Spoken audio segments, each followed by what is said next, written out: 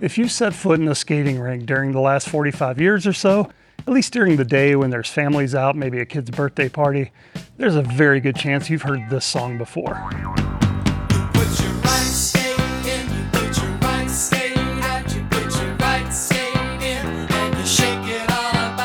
This is the Hokey Pokey skating version. It's a 3.5 minute, somewhat silly interpretation of the song as written by Larry LaPrise in the 1940s. And it's best known for accompanying the familiar dance commonly performed by children. And this version is roller skating themed, instructing participants to put their right skate in and out. Probably nobody's gonna fall, right? Now most people wouldn't blink an eye to hear this. Of course there's a skating themed version of the Hokey Pokey, right? I first heard this track in the 90s when I was a kid that could be found in a rink at least once a week, and I didn't think much of it back then.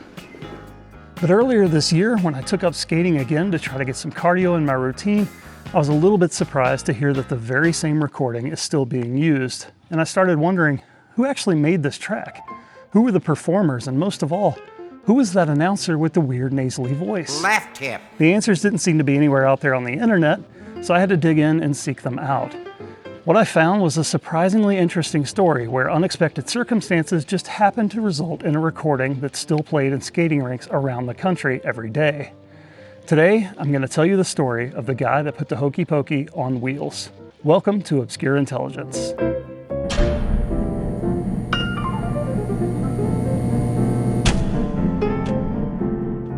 My local roller rink opened in 1975, and while they've certainly been through several formats and copies of it by now, when they play the Hokey Pokey, they use this pink CD from Thanks Records, and the label conveniently gives the name of a producer. That's where my search began. Mike Stenglin grew up with his brother and sister in Dallas, Texas. After graduating from East Texas State in 1968, his first job out of college was at a small recording studio called Studio 7, right there in Dallas. And while Mike worked in promotions, the studio was most well known for the radio commercials they were producing for Bob Stanford and 7-Eleven in the late 60s, a fact that'll be important later. Later on, Mike joined Capitol Records, first in California and later back home in Dallas, where he served as the regional country music promotion manager, based in Texas but serving the surrounding states as well. His dad, Charlie, on the other hand, owned and operated a roller rink on Elam Road in Dallas called the Twilight Time Skating Palace, later shortened to just Twilight, a rink that Charlie had built himself in 1962. Mike and his brother had often helped out at the Twilight when they were younger, so Mike was quite familiar with the ins and outs of the roller rink business. In the 70s, roller skating was experiencing a resurgence of popularity, having outgrown the drab organ music of its golden era in the 30s to now having a rink DJ playing popular music and eventually disco,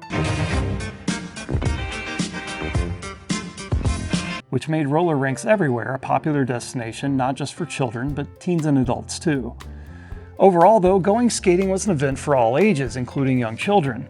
Daytime skates frequently had games for the kids to play, among which was and still is the ever-popular Hokey Pokey dance. Unfortunately for rink managers in the 70s, the only decent recorded version they could get was from 1953, by the Ray Anthony Orchestra with Joanne Greer on vocals. You put your right foot in, you put your right foot out, you put your right foot in and you shake it all about. You do the Hokey Pokey and you turn yourself around. That's what it's all about. It was produced in 1951 or 2, but it had a late 40s sound to it, and it was just real dated for the era. At that point, you had an idea to make a new version, right? I thought that for several years. It just was so dated, but there wasn't any other option. So I just had that in the back of my mind. Not that I would do it immediately, but I just had the idea that it was needed. This is Mike Stenglin, the producer credited with the roller skating Hokey Pokey. He had a plan to make a contemporary version with a more timeless feel, specifically for use in skating rinks. The idea had been simmering for a while, but for the time being he was largely focused on his day job as a promoter, all the while hoping to eventually break into doing more production work. Now this may come as a shock, but when you work in the music industry, you tend to meet a lot of people that want to get into the music industry. One day at a concert Mike was working at, he met a young singer-songwriter who wanted to produce a demo. Mike liked what he heard and decided independently of Capitol to book her for a recording session. He scheduled musicians too, a group that actually played at the Twilight's popular 10 to midnight sock hop dance sessions, and had secured time at a local studio. When the day came, everything was in place, but the girl was a no-show. So now Mike was sitting there with a booked studio and musicians he had to pay for, but no singer.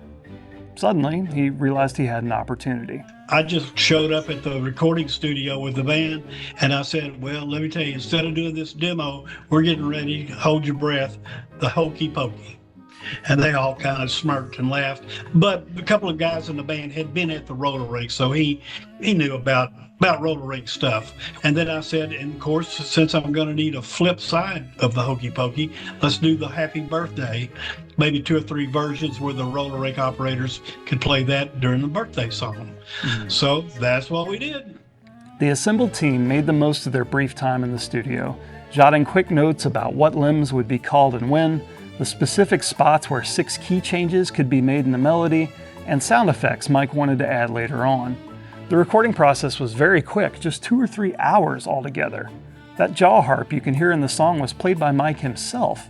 And as for the announcer calling out what limbs to put in and out, at the time that I worked at Studio 7, which was 69 and 70, right in there, maybe 71 even, that studio was the headquarters for all of the 7-Eleven commercials. Well, there was a guy there named Frank Harding who had the voice, the funny little kind of a froggy voice that did a lot of the commercials. And the funny part was that was his real voice. He was not a voice actor. That was really the way he talked, even when you met him in the hall. Well, I met him there, even though I wasn't involved in the commercials, but I'd met him, and I thought he would be absolutely perfect to do the right skate, left skate, and all that portion of the record. That's what I did. I booked another session at that same studio and had him come in and overdub the right skate, left skate, right arm, and all of that stuff. Frank Otto Harding was known for his unique voice. Ever since I started slurping up at 7-Eleven, my hair lays flat. He was almost a caricature of a cranky old man, and I've always had a certain mental image when I would hear him in the Hokey Pokey recording.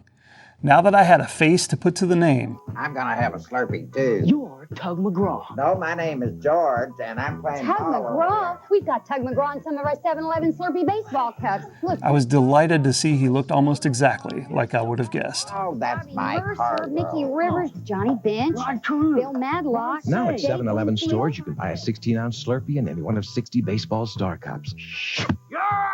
But George isn't one of them. Sorry, George. Frank lived an interesting life full of variety.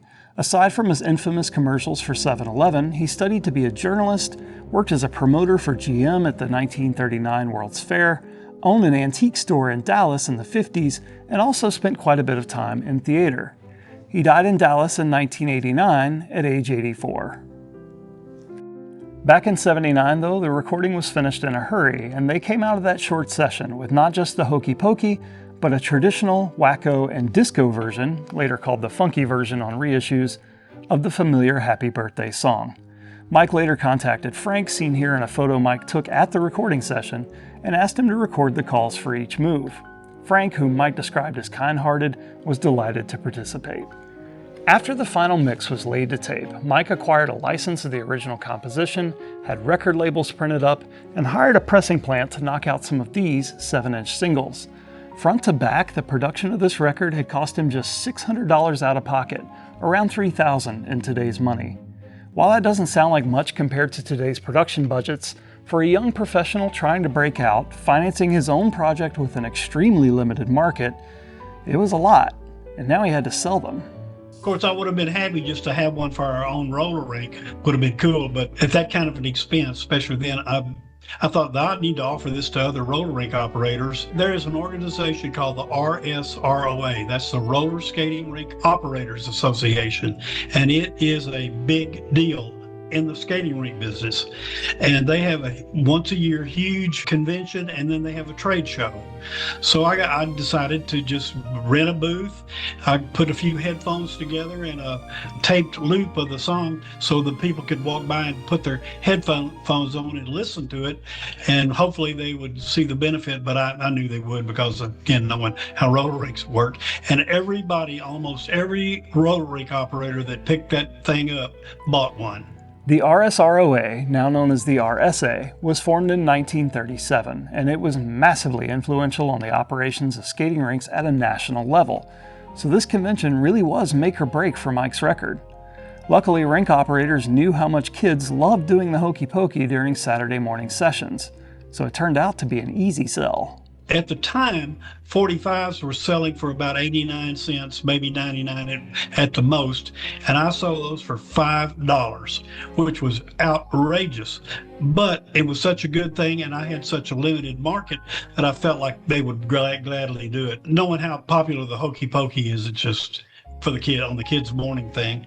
And I did, and I made enough money to pay for the session and my air flight and hotel out there. Soon enough, orders were coming in from more roller rink operators from all over the U.S. and beyond. The word got around pretty quickly, and I may have advertised in the trade magazine too, but I got orders from English-speaking countries all over the world. I put all of them on a DVD, and I did that maybe 10 years ago, but I still have those and still offer them for sale. In the years soon after that, Mike would produce several more tracks for skating rinks, including a version of Limbo Rock on a 12-inch. It was extended to 9 minutes long in the hopes that the floor man, who would often serve both as a DJ and floor guard, could pay more attention to running the game than running back and forth to start Chubby Checker's 2.5-minute record over and over. Whereas the Hokey Pokey Happy Birthday single went uncredited, the following releases were attributed to the Brooks. Now, the identity of the specific band members has been lost to time, and Mike admits that the band didn't even have an actual name. But a couple of the guys did, as he recalls, have the last name Brooks, so they just decided that name would do. By the way, check out the bandleader's handwritten notes from the original session. He suggested they be called the Skategoats. Eventually, all of the tracks Mike produced for skating rinks would end up on a single CD, one that anyone can still order today at pennygilly.com. Mike went on to have a long career in entertainment, and today at 79 is still a producer and editor for his wife's national TV broadcast, The Penny Gilly Show. He's got a lot of his life's work to look back on, but he's still particularly proud of his version of the Hokey Pokey. I've had some pretty good fun things happen in my lifetime, but that is really one of my highlights. And the main reason is I was real shy and scared of girls when I was 9 or 10. But you could go out and do the Hokey Pokey and be in a circle, maybe hold hands. A lot of them did that. And it would be a first introduction for some little guys to have interaction with a girl. I get a real enjoyment out of going to a roller rink. I've been to several where they do the Hokey Pokey, and of course have no idea who I am, and probably don't care at all. But for me to just stand there and watch them do the Hokey Pokey to that record, and know the social benefit of that to the little guys and girls. Yeah, being an icebreaker. Absolutely. So that's the story of how the roller skating Hokey Pokey came to be. A young, inexperienced record producer saw a market with a need, one he wouldn't have even noticed if he wasn't familiar with his family's business, and happened to have a window of studio time that he needed to fill. Instead of canceling the session that day, he took lemons and made lemonade. Multiple small opportunities, circumstances, and events converged to a singular point where Mike, the band, and Mr. Frank Harding happened to be in just the right place at just the right time. Incredibly, every weekend, kids across the country still dance to his recording over 4 decades later. And that really is what it was all about, after all. An immense thanks goes out to Mike Stanglin for his time and assistance on this project. He was incredibly generous in sharing his personal files and his story with me so that I could share that with you. Without Mike, there wouldn't have been a story, so I'm really grateful for this opportunity. A shout out to my brother David for his encouragement to pursue this project and production pointers along the way, and an extra special thanks to the management and staff here at Rollabout for permitting me to film in their facility. And of course, I have to say the thing. If you like this video, please feel free to hit the appropriate buttons below. I hope to find opportunities to share more stories like this in the future. Thanks for watching.